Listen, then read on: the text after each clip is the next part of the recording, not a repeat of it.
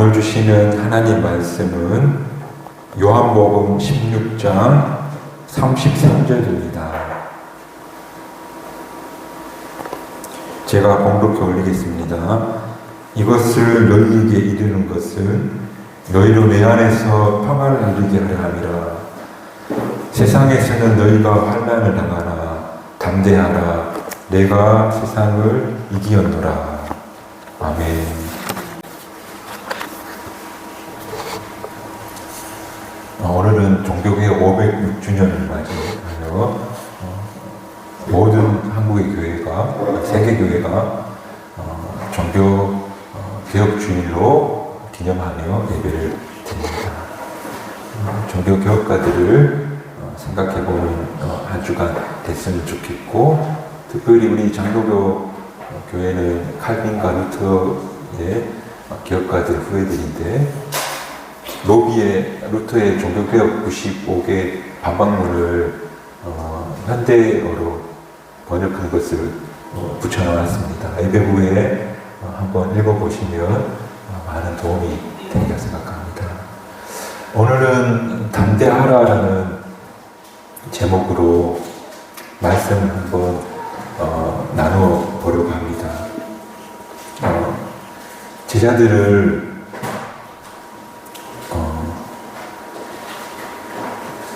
이별하면서 예수님께서 전한 당부의 말씀, 담대하라는 말씀입니다. 이 담대하라는 말씀, 다른 성경에서는 번역하기를 용기를 내라, 그렇게 번역하기도 합니다. 왜냐하면 이제 예수를 믿는 이들에게 시련과 환난의 계절이 다가오고 있기 때문에, 그렇기 때문에 세상에서 너희가 환난을 당하나 너희가 담대하라고 예수님께서 제자들에게 당부하고 있는 말씀이 오늘 본문 말씀이 됩니다. 저는 살아오면서 삶의 어떤 가치 있는 일, 또 내게 의미 있는 일을 이루었다고 생각할 만한 일들이 일어나게 된 출발점이 무엇이었는가 하면 용기였다. 다른 말로 담대함이었다. 우리가 이런 담대함과 용기를 내지 않는다면 우리는 살면서 어떤 가치 있는 일을 이루기가 어려울 것이다. 그런 의미에서 데이비드 로킨스라는 의식혁명이라는 책이 있는데요. 이분이 인간의 의식을 19단계로 나누었거든요. 9단계는 부정적인 것, 또 9단계는 긍정적인 거예요. 부정적인 걸 하면 수치심, 분노, 열등감, 이런 감정들을 이야기하고, 또 긍정적인 것은 사랑, 배려, 간대함, 이런 것들을 이야기하는 거겠죠. 여튼 부정에서 긍정으로 9단계씩 나누어지는데, 그런데 19가지를 했으니까 그 부정과 긍정 사이에 끼어있는 한 가지가 뭐냐면 이분은 용기다. 그러니까 부정에서 긍정으로 넘어가는 근데 뭐가 필요하냐면 용기다. 들어가지 않고 도전하는 것, 맞서보는 것. 그 마음이 부정의 상태를 넘어서 긍정으로 넘어가게 되는, 그러므로 용기를 가진다는 것, 담대하는 것, 대단히 중요한 거다. 오늘 예수님께서는 제자들에게 시련과 환난이 다가오기 때문에 너희가 용기를 내야 된다. 혹은 담대해야 된다. 정말 과연 그 후로 교회는 많은 환난과 시련을 겪게 되는데, 그래서 기독교를 시련과 환난과 더불어 성장하고 전파된 종교다. 그렇게 말하는데, 여튼 예루살렘으로부터 시작된 이 시련과 환난은, 그러니까 박해는 정말 참담한 정도였다. 정말 소름 끼칠 정도로 참혹했다. 우리나라도 가톨릭 교회가 처음 우리나라에 기독교가 전파되게 되는데, 그때 우리나라도 흥성대원국의 세국 정치로 어마어마한 박해를 받게 되죠. 서울의 양화진 가면 그들의 순교 모욕이 있어요. 그곳을 절두산이라고 부르는데, 거기서 사진이나 남겨진 그림들을 보면 얼마나 참혹했는지를 확인할 수 있어요. 그렇다면 왜 기독교는 이런 시련과 환난을 피해갈 수 없었을까? 기독교 신앙인의 관점에서, 목사로서 그것은 바로 기독교 교회의 말씀이 진리이기 때문에, 그 진리가 어둠의 세계를 비추는 빛이기 때문에, 어둠을 비춰주고 있는 명백한 진리이기 때문에 그 어둠이 그 빛을 미워하였다. 그래서 구체적으로 보자면 기독교 신앙은 오직 한 분이신 하나님만을 믿습니다라고 고백하는 유일신 신앙. 근데 당시 로마나 또한 우리나라도 다신교, 만신교라고 부르는데, 바로 신이 많은 그런 사회여서 유일신 하나님을 고백하는, 그분이 우리의 구원 주시고 그분만이 창조해 주시다 라고 고백하면서, 다른 신들은 인간이 만들어낸 우상에 불과하다. 그렇기 때문에 기독교 신앙은 시련과 환난을 만나게 되었다. 사도행전 19장에 보면 사도 바울이 에베소에 가서 복음을 전해요.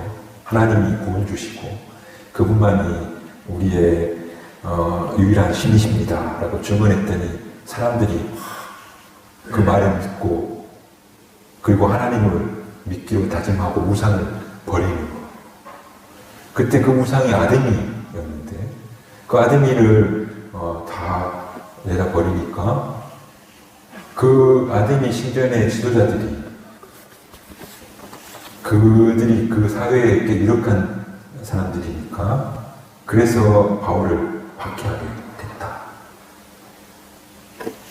공의로우시고 선하시고 인자와 긍휼이 무한하신 하나님, 그리고 인간을 위해 그 아들을 희생 제물로 주기까지 하신 그 하나님, 그 하나님이 진리라고 사람들을 초대했더니, 그랬더니 우상과 어둠이 그들이 저항하고 박해했다는 것이 바로 기독교의 역사였다.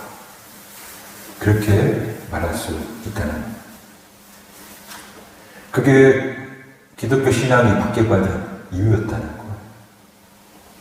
또 기독교 신앙이 박해받은 이유를 들자면, 인간은 자기 욕망에 충실한 세계를 살아요. 이 우상이라는 건 인간 그 마음의 투사라고 하잖아요. 내가 소원하고 꿈꾸는 것을 만드는 것이 우상인데, 그런데 기독교 신앙은 욕망이 이끄는 삶이 아니고 하나님께서 기뻐하시는 삶을 살라고 요청하고 있어요. 그랬더니 서로 나누고 또 긍휼히 여기고, 그리고 서로 돌보고 사랑하라 하니, 욕망과 이기심 속에서 살아가는 사람들이 당황하는 거예요. 나는 이렇게 사는데 저들은 왜 저렇게 살아? 요한복음 15장에서는 너희가 세상에 속하였더라면 세상이 너희를 사랑했을 것이다. 하지만 그들은 구별된 선한 삶을 살았고 또 하나님이 기뻐하시는 그런 삶을 살았기에 그들은 박해받았다. 시련과 환난을 만날 수밖에 없었다 하는 그런 이유도 있을 것 같아요. 또 기독교 신앙이 박해받은 이유를 들자하면 정치적인 이유도 있을 것 같아요. 당시 로마는 시죠. 바로 로마의 황제가 주인데 그가 주라고 고백하는데 그런데 예수가 주라고 고백하니 그 사회 속에서 불우한 이들로 낙인이 찍혀버린 거예요. 그 사회적인 소요가 일어나면 다 기독교 신앙인들 탓이다 하고 정치적으로도 그들을 박해했다. 그래서 교회의 역사를 돌아보면 신앙인으로 걸어간다는 것이 결코 쉬운 문제가 아니었다는 것을 보게 됩니다. 그러나 물론 지금 이 시대에는 그런 물리적 박해가 크게 일어나지 않아요. 우리 한국 사회만 봐도 그런 경우는 극히 드물어요. 그런데 최근에 크리스티나 더데이라는 일간지를 보니까 지금 이 세계 기독교 역사상 가장 많은 박해가 자행되고 있대요. 설마 그럴까? 사실 깜짝 놀랐어요. 기독교 신앙을 가진 이유만으로 박해를 받는다는 게 이 세계에 아직도 일어난다? 예를 들자면 한 젊은 목사가 세형 선고를 받아요. 어디서? 이란에서. 이란의 법정이 이슬람을 믿겠다고 기독교를 버리겠다고 선언하면 사형은 면하게해주겠다 해요. 그런데 그 법정의 말에 동의하지 않죠. 또 유세프 목사를 변호했던 변호사, 그 목사를 변호했다는 이유만으로 10년형을 선고받았대요. 이게 지구 곳곳에 일어나고 있는 상황이라는 거예요. 그러므로 오늘 예수님께서 너희가 담대하라고 하는 이 고백은 신앙 고백적 차원에서 담대하라. 두려워하지 말고 위축되지 말고 나는 그리스도를 믿는 사람이라고 또 그리스도께서 나의 주님이시라고 그리고 나는 영원히 그분을 떠날 수 없노라고 담대하게 이 줄로 고백하는 사람이 되라고 오늘 예수님께서 말씀하고 계시다는 겁니다. 저는 과거에 지금은 그렇지 않지만 사춘기 때, 청년 때 기억 중에 왜 밥 먹기 전에 어디에서도 식사기도 하고 먹으라고 우리 그렇게 배웠잖아요. 그런데 그게 불편한 게 있어요. 곧잘 그렇게 잘하는 친구도 있었지만 저는 그게 되게 어색하더라고요. 그래서 공감하실 분도 있을 것 같은데 기도 안 하는 척 기도했어요. 왜 식당에서 밥이 나오면 밥 숟가락을 얹으면서 눈을 살짝 감았다 떴다 하면서 기도하는 거예요. 기도 안 하는 척 기도했어요. 왜냐하면 사람들이 그런 모습을 보고 비웃지는 않을까. 또 내가 소심한 성격이라서 불필요하게 사람들한테 주목받지 않고 싶었고 또 내가 예수님을 고백하는 사람이라고 식당에서까지 그러는 내 모습을 보고 사람들이 편협한 사람으로 인식되진 않을까. 혹은 내가 예수님을 믿는다는 것으로 내가 사회적으로 어떤 삶의 부담을 갖게 되지 않을까. 그런 마음이 있었던 것 같아요. 그래서 세상 사람들이 잘 분별할 수 없는 사람으로 적당히 섞여서 살아가는 그런 삶을 살았다. 그렇게 사춘기와 청년대의 삶을 평가해 볼 수 있을 것 같아요. 오늘 그런데 그런 우리에게 예수님이 마태복음 10장에 이렇게 말씀하시는데요.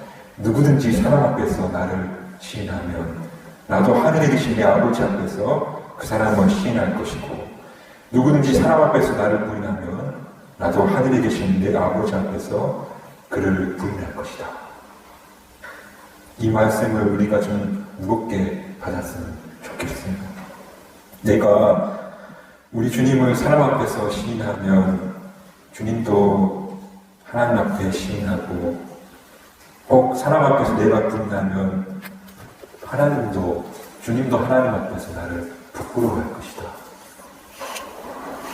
오늘 이런 모습이 없는 그런 저와 여러분이 되시기를 축복합니다.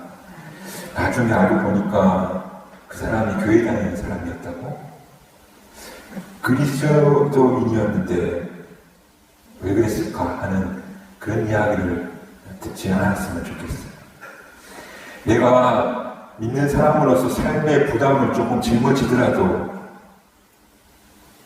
그것을 고백하면서 믿음의 길을 걸어갈 수 있었으면 좋겠어요. 그리고 그 부담을 짊어지고 걸어갈 때에 그 부담이 우리를 그리스도인답게 만들어 줄 것이라는 사실을 꼭 기억하는 저와 여러분이 되었으면 좋겠어요. 그러나 우리가 우리의 신앙을 고백하는 것을 머뭇거리거나 또 어중간하게 서 있다면 세월이 가도 늘 그 자리를 맴돌고 있고 항상 신앙이 부끄러운 그런 삶을 살아가는 사람이 될 수밖에 없다는 사실을 우리가 꼭 기억하였으면 좋겠어요. 그래서 오늘 이 예배의 시간, 바로 지금 이 순간 한번 마음의 결단을 했으면 좋겠는데, 나는 어떤 시련이 와도 또 어떤 사회적 불이익을 느끼게 되더라도 나는 예수님을 믿습니다. 나는 그리스도가 제 삶의 주인입니다. 나는 그의 뜻대로 살겠고 나는 그를 떠날 수 없습니다. 그렇게 말할 수 있는 그런 신앙 고백을 드릴 수 있는 우리 경주 성북학교의 교우들이 되시기를 주님의 이름으로 축복합니다. 정말 그럴 수 있었으면 좋겠습니다. 그런 고백을 할 수 있는 용기를, 담대함을 내라고 오늘 제 아들에게 예수님께서 고면하고 계시는 겁니다. 또 우리가 담대하라는 말씀을 기억할 때, 또 예수님 마음에서 너희가 담대하라고 했을 때 어떤 의미에서 담대하라고 했냐면, 가끔 우리가 신앙적 시험대에 올 때가 있습니다. 그때 담대하라는 겁니다. 무슨 말인가 하면 우리 삶에서 이런 경우가 종종 있습니다. 그러니까 아무도 보지 않는 자리에서 은밀한 유혹을 받는 겁니다. 내가 지금 이 제안을 뿌리친다면 나는 큰 손해를 볼 것 같은 그런 순간이 있는 겁니다. 그때 내가 신앙의 원리, 성경이 기준이 되어 결단을 하라는 겁니다. 담대하라는 겁니다. 상당한 불이익을 얻을 수 있고 또 사람들에게 바보처럼 보일 수도 있는데, 그런 두려운 마음이 찾아오더라도 그때 담대하라는 겁니다. 주님께서 기뻐하시는 삶의 길을 걸어가겠습니다. 그렇게 결단할 수 있었으면 좋겠습니다. 오늘 이 시간 한 번 더 결단했으면 좋겠는데, 나는 신앙 때문에 차라리 손해를 보겠습니다. 나는 예수를 믿는다는 고백 때문에 내가 얻을 수 있는 거 못 얻더라도 그래도 나는 신앙을 지키고 살겠습니다. 그런 고백, 그런 결단, 오늘 저와 여러분에게 있기를 주님의 이름으로 축복합니다. 그렇게 가감하게 담대한 마음으로 일어설 때에 분명 하나님께서 그 삶을 책임져 주실 겁니다. 하나님 책임져 주십시오. 내가 하나님 뜻대로 살겠습니다. 라고 결단하고 나아가는 그들을 하나님께서 분명히 책임져 주신다. 그 성경은 곳곳에서 이야기하고 있습니다. 그러므로 이런 고백을 가지고 걸어갈 수 있는 우리 경주 성북학교의 교우들이 되기를 주님의 이름으로 축복합니다. 1924년도 프랑스 파리에서 올림픽이 열렸습니다. 영화로 보신 분도 계실 텐데 불의 전차라고 하는 영화입니다. 여기서 에릭이라고 하는 영국 달리기 선수의 실화를 이야기하고 있는데 세계 신기록 보유자입니다. 캠브리지 대학의 학생인데 이 에릭은 꿈이 뭐냐면 선교사가 되는 거였습니다. 선교사가 되기로 마음먹은 캠브리지 대학의 신실한 믿음을 가진 에릭이라는 청년은 세계 신기록 100m 달리기 신기록 보유자입니다. 그가 1924년도 프랑스 올림픽에 출전하게 되는데 그때 대진표를 보니까 1924년 7월 6일이 결승전이 열리는 겁니다. 7월 6일은 주일이었습니다.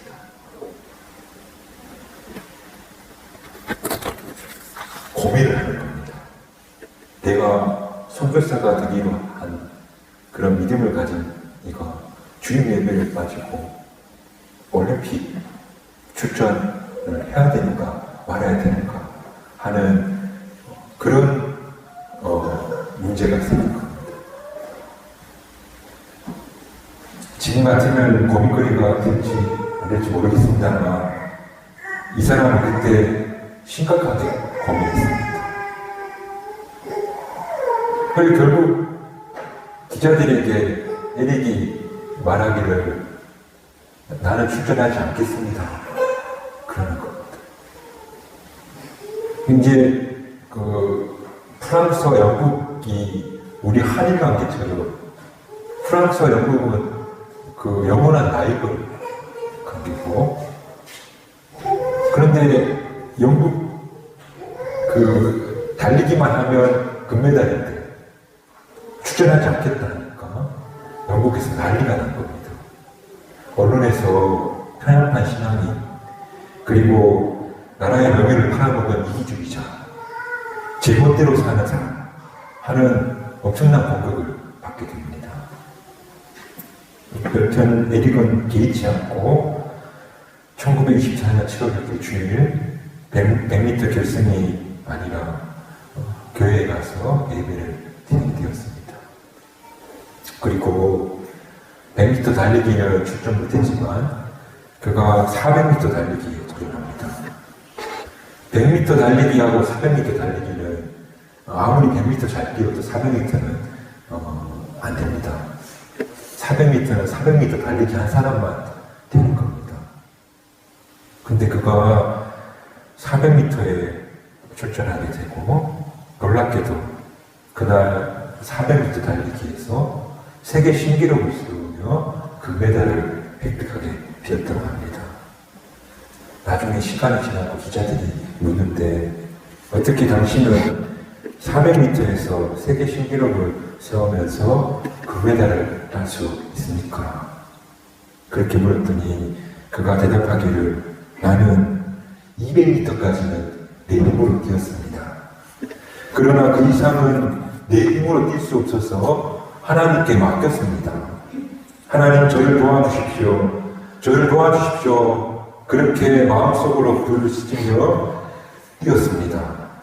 결국 그는 400m에서 우승자가 되어 금메달을 목에 걸었습니다. 그리고 그에게 향한 모든 비난은 일시에 멈췄고, 그리고 영국 믿음에 대해서 한번 다시금 돌아보는 계기가 되었다고 합니다.